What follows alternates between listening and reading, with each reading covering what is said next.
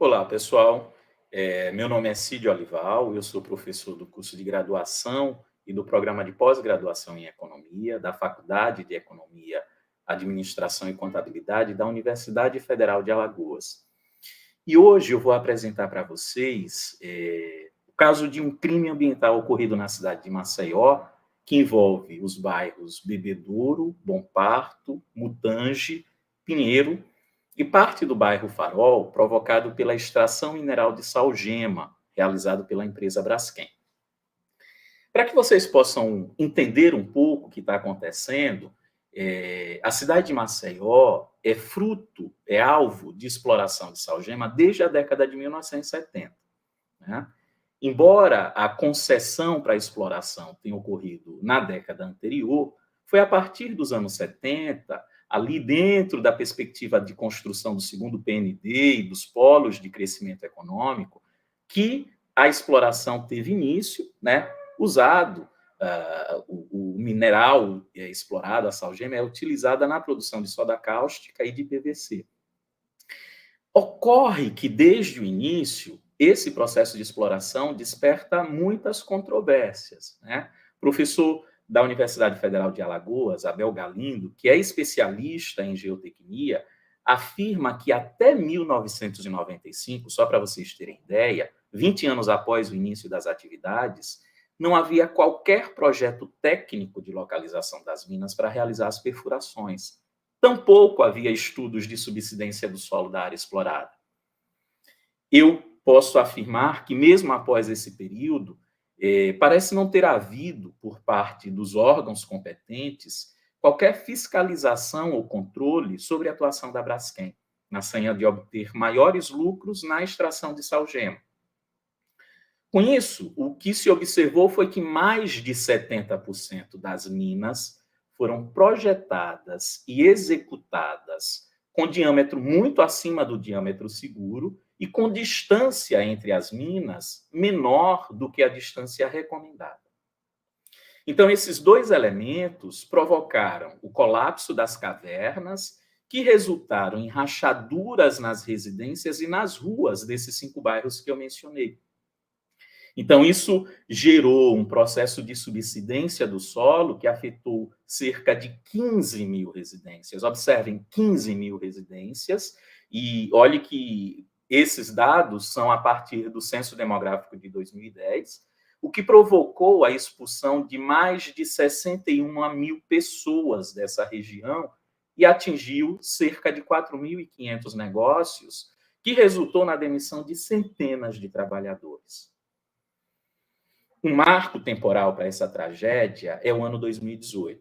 O que a população dos bairros relata é que, após fortes chuvas, algumas pessoas do bairro Pinheiro, que é o primeiro que começa a apresentar as rachaduras, né, então essas pessoas passaram a perceber rachaduras nas suas casas e, um mês depois, foi registrado um abalo sísmico no local, um tremor de terra de 2,5 na escala Richter, e, a partir daí, começaram a se expandir o número de residências que enfrentavam situações de rachaduras, de fissuras. Né? A partir do momento que as fissuras tomaram as vias públicas também, a Defesa Civil de Maceió foi acionada, dando início a uma série de estudos para identificar se as causas desses eventos eram decorrentes de fenômenos naturais ou se havia algum outro agente causador. É óbvio que a Braskem, durante esse período, tentou desvincular o caso, a sua imagem, né, contratando estudos particulares para provar que não tinha nenhuma relação com o caso, até que foi acionado o Serviço Geológico do Brasil, que, após alguns meses de análises, concluiu que os eventos observados eram, sim, decorrentes do processo de exploração mineral realizado pela Braskem. Eu não preciso dizer também para vocês que, enquanto o Serviço Geológico do Brasil fazia suas análises, né, a Braskem negava toda e qualquer ação direta com o caso. Pois bem, eu não preciso dizer que tudo isso causou danos irreparáveis a todas as pessoas que residiam no local. Em termos materiais, nós falamos inicialmente da perda de patrimônio, né? A gente está falando de imóvel, e a gente tem que lembrar que a compra de um imóvel, para a imensa maioria das pessoas, não é algo que se realiza com facilidade. Muitas famílias, na maioria das vezes, depositam todos os seus recursos, seus sonhos, na possibilidade de aquisição da casa própria. E, nesse caso, de repente, as pessoas foram obrigadas a deixar suas residências. Isso provoca, óbvio, drásticas rupturas nas relações sociais, diversos prejuízos econômicos, emocionais, morais, né? Alguns autores chegam a considerar que essas pessoas são refugiadas ambientais, pois elas foram obrigadas a deixar seus locais de residência e buscar outras localidades para se estabelecerem. E os problemas são inúmeros, são diversos, né? Se a gente pega, por exemplo, os dados do Censo Demográfico 2010, do IBGE, a gente vai ver que o nível médio de renda da população de muitos desses bairros é de até um salário mínimo. Em alguns dos bairros, a soma das pessoas que recebem até um salário mínimo com aquelas que não possuem rendimento chega a 80% da população. Isso significa dizer que algumas dessas pessoas, obrigadas a saírem das suas localidades, sequer tinham condições materiais de pagar um aluguel em outro bairro. Então, a ação inicial dessas pessoas foi permanecer na localidade, resistir ao processo de remoções, mesmo com algum risco iminente nessa permanência. E aí temos um outro problema, como mais de 60 mil pessoas, né, e mais de 15 mil residências e, portanto, possivelmente 15 mil famílias estavam buscando outros locais para moradia, o aluguel e o preço dos imóveis na capital alagoana começaram a se elevar. Isso comprometeu ainda mais a renda daquelas pessoas que já tinham um rendimento muito baixo, né? Isso, óbvio, gerou que muitas pessoas passaram a viver na casa de familiares, de parentes. Isso tem implicações sobre déficit habitacional. Os estudiosos de déficit habitacional falam dessa coabitação como um dos elementos que geram o déficit, né? Além disso, com esses deslocamentos, muitas pessoas não conseguiram levar seus animais de estimação, abandonando-os nos bairros afetados, né? E a tragédia não para por aí, assim, escolas públicas, equipamentos de saúde deixaram de funcionar, isso obrigou crianças, jovens, adultos a realizarem um deslocamento ainda maior entre o trajeto casa, escola, trabalho, por exemplo. Algumas escolas foram realocadas em outros municípios, invalidando a permanência e a manutenção das relações sociais previamente existentes. Vias públicas foram interditadas, modificando o trajeto de transporte de milhares de pessoas, provocando ainda mais engarrafamento na cidade. Diversos negócios foram fechados, até o cemitério de uma dos bairros foi interditado, impossibilitando que as pessoas enterrassem seus mortos em jazigos familiares, né? Não preciso dizer que essas pessoas ficaram extremamente vulneráveis e sensíveis. Houve registro de diversos casos de adoecimento, né, sobretudo aqueles vinculados à saúde mental, e, infelizmente, foram registrados episódios de suicídio. Então, esse é um panorama muito geral das consequências do crime ambiental da Braskem.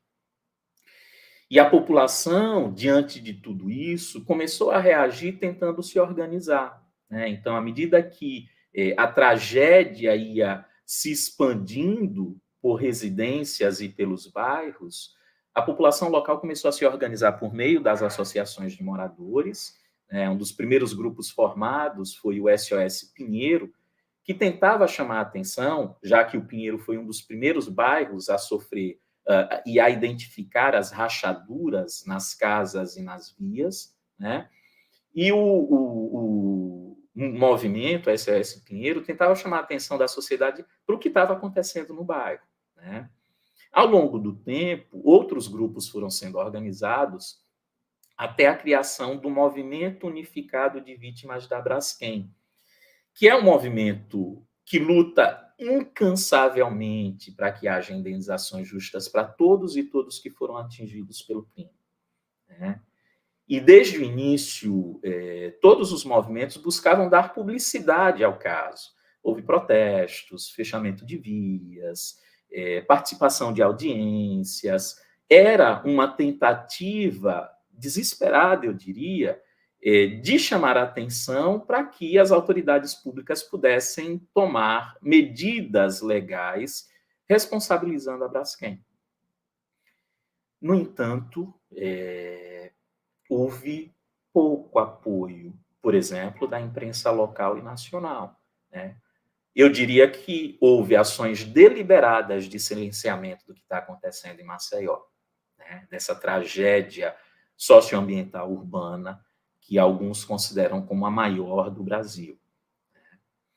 No caso da Braskem, né, quando ficou provado a sua responsabilidade sobre a tragédia, ela imediatamente iniciou uma série de ações para tentar se eximir ou minimizar, né, o volume de recursos que precisaria despender para indenizar as pessoas.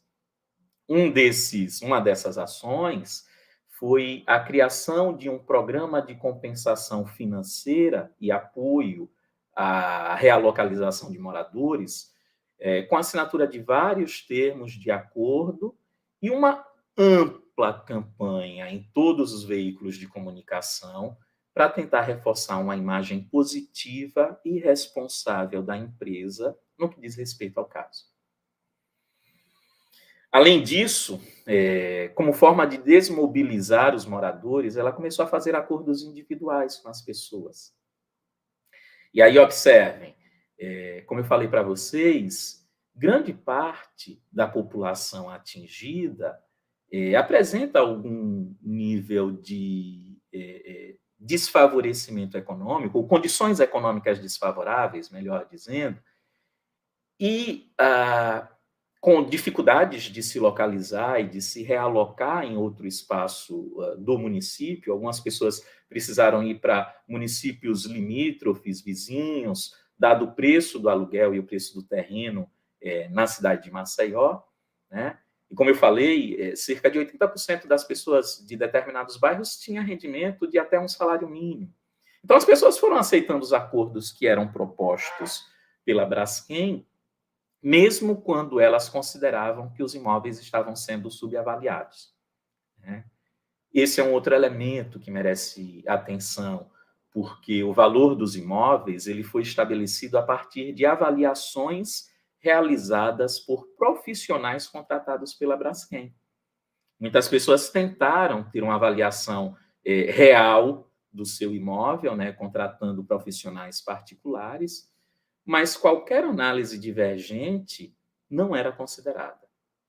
Isso implicou em milhares de acordos subavaliados. E uma das pautas de reivindicação dos movimentos é exatamente a revisão desses acordos, porque as pessoas estavam pressionadas pelas condições econômicas em que se encontravam a aceitar esses acordos que foram apresentados, né?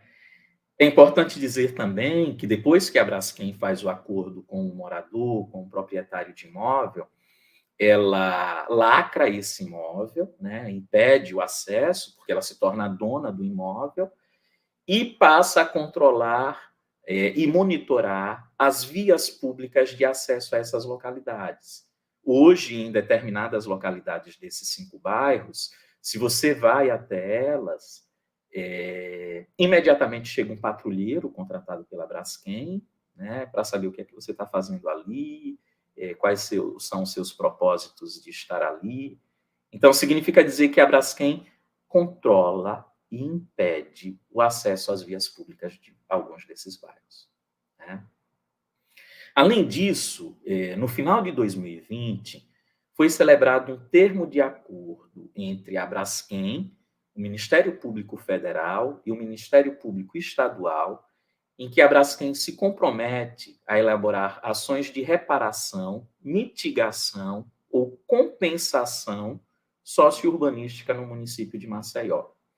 E, para isso, ela contratou uma empresa chamada Diagonal, que realizou um diagnóstico técnico participativo do plano de ações sociourbanísticas que deveria ser implementado. Em abril desse ano, em abril de 2023, a Diagonal realizou escutas públicas para apresentar os resultados do diagnóstico e ouvir a população. Eu cheguei a participar de uma dessas escutas públicas que trata de atividade econômica, emprego e renda. E o que eu vi foi um documento com dezenas de inconsistências que não apresenta em nenhum momento aderência com a realidade das pessoas que são vítimas dessa tragédia. São informações genéricas, com dados de emprego formal, né, obtidas no CAGED, que não traduzem a realidade da população. A gente está falando de uma população que tem um alto nível de informalidade, que o nível de renda é muito baixa. Eu recordo que eu cheguei a mencionar na fala, quando foi aberto ao público para se pronunciar, de que era necessário e urgente que se fizesse um censo com a população afetada. Mas é óbvio que a estratégia da Braskem e da Diagonal não é revelar informações sobre o caso, né? E esse é um elemento que toca a nós, professores e pesquisadores, sobre a temática, né? A universidade ela tem se aproximado cada vez mais das vítimas. E para nós, pesquisadores, mesmo para a população, há um apagão de informações por parte dos órgãos que deveriam atuar sobre o caso. Como o crime ambiental se manifesta em 2018, não existem dados atualizados por instituições sérias, como o IBGE, por exemplo, sobre características básicas da população, como sexo, raça, faixa etária, número de residentes em cada imóvel, ou ainda qual a nova localidade dessas pessoas, né? É certo que o censo demográfico de 2022 também não vai dar conta disso. Então, dependemos sempre de informações dos órgãos locais. E qual não é a nossa surpresa quando tentamos obter informações e dados sobre a região atingida? Eu, particularmente, por exemplo, entrei em contato com a Prefeitura de Maceió, tentando obter informações de registros de imóveis a partir do IPTU. E depois que eu informei que era pesquisador da UFAL e que estudava o caso, houve um silenciamento completo. Ninguém respondeu mais os meus e-mails, minhas mensagens do WhatsApp, minhas tentativas de contato telefônico. Sempre me diziam que iam passar para a pessoa responsável, mas nunca essa pessoa responsável me dava retorno, né? Além de tudo isso, hoje existe uma situação muito particular dentro desses 5 bairros, que é um grupo de cerca de 3.000 moradores de uma região do bairro Bebedouro, chamado de Flechais, que permanecem no local.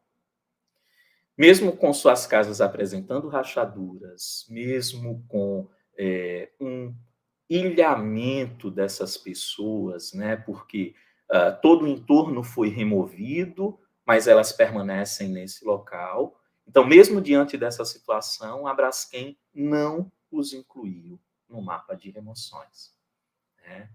E aí, como eu falei para vocês, como todo o entorno já não tem mais residências, está tudo fechado, você não tem acesso a transporte público próximo, você não tem serviços básicos próximos, como saúde e educação, há uma iminência de risco, há perigos e preocupações no que diz respeito a esse trajeto casa-trabalho, sobretudo no período da noite.